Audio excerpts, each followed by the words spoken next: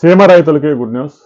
రాయలసీమ రైతులకి వరప్రదాయిని జీవనాడిగా మారినటువంటి హంద్రీ నీవా lift irrigation ప్రాజెక్ట్ని ఈరోజు ముఖ్యమంత్రి స్విచ్లు నొక్కి నీటిని విడుదల చేయబోతా ఉన్నారు.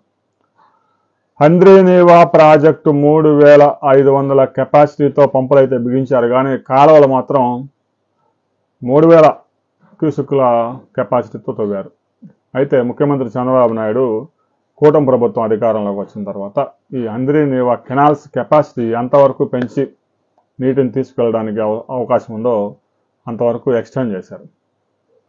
గడిచిన 4 నెలల కాలంలోనే 800 కోట్ల రూపాయలు వ్యయం చేసి నంద్యాల జిల్లా మాల్యాల సమీపం నుంచి జీడిపల్లి రిజర్వాయర్ వరకు దాదాపు 200 కిలోమీటర్ల కెనాల్ని 3500 క్యూసెక్కులు తీసుకువెళ్లే విధంగా పనులు చేశారు. దాదాపు 3200 యంత్రాలతో మిషన్ మోడ్లో పనులు పూర్తి చేశారు. కాలువలు వెడల్పు చేయడంతో పాటుగా లైనింగ్ కూడా పూర్తి చేశారు. ఈరోజు నంద్యాల జిల్లా మాల్యాల వద్ద ముఖ్యమంత్రి హంద్రీ నీవా పంపులు ఆన్ చేయబోతా ఉన్నారు. ముందుగా 9వ నెంబర్ పంపు ఈరోజు ముఖ్యమంత్రి ఆన్ చేస్తారు. నిదానంగా ఒకటి పెంచుకుంటూ వెళ్ళి 12 పంపులు మొదటిసారి నీరు పారించబోతా ఉన్నారు. గతంలో 6 పంపుల కంటే ఎక్కువ పనిచేసిన సందర్భాలు లేవు. ఎందుకంటే కాలువ కెపాసిటీ అంతకంటే ఎక్కువ లేదు. పంపులు ఉన్నాయి కానీ కెపాసిటీ లేదు. ఇప్పుడు కాలువను కూడా విస్తరించారు కాబట్టి 3500 క్యూసెక్కులు రాయలసీమ జిల్లాలకి ప్రవహించబోతా ఉన్నాయి.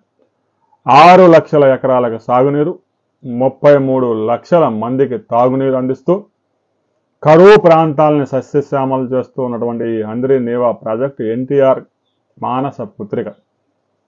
ఎన్టీఆర్ దాన్ని ప్లాన్ చేశారు, హనుమంతరావు అనే ఒక ఇంజనీర్ని పిలిపించి. ఇంకా తర్వాత కాలంలో దీన్ని చంద్రబాబు నాయుడు పెద్ద ఎత్తున 12,000 కోట్ల రూపాయలు ఖర్చు చేసి 16 ప్రాంతాల్లో మోటార్లు పెట్టి లిఫ్ట్ చేసి కుప్పం దాకా తీసుకెళ్లారు, పొంగనూరుకి తీసుకెళ్లారు, మదనపల్లికి తీసుకెళ్లారు, అత్యంత కరువు ప్రాంతం కదిరికి కూడా తీసుకెళ్లారు.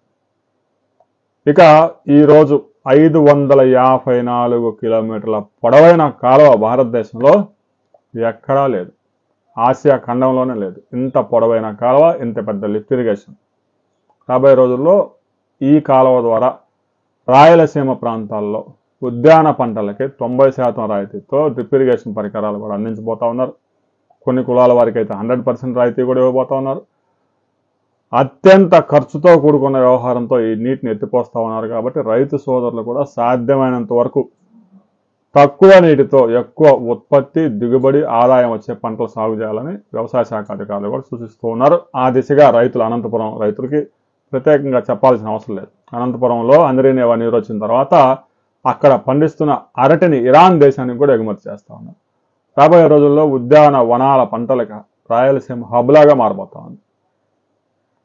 ఇక హంద్రీ నీవా ప్రాజెక్టు పనులు కొంచెం ఆ కుప్పం పరిసర ప్రాంతాల్లో కొంతవరకు మిగిలిపోయి ఉన్నాయి. ఆ పనులు కూడా యుద్ధ ప్రాతిపదికన చేస్తూ ఉన్నారు. రాబోయే నెల రోజుల్లో ఈ కుప్పం, ఇక్కడ మాల్యాల నుంచి మొదలైన నీరు కుప్పం వరకు చేరుకునే విధంగా పనులు పూర్తి చేయబోతా ఉన్నారు.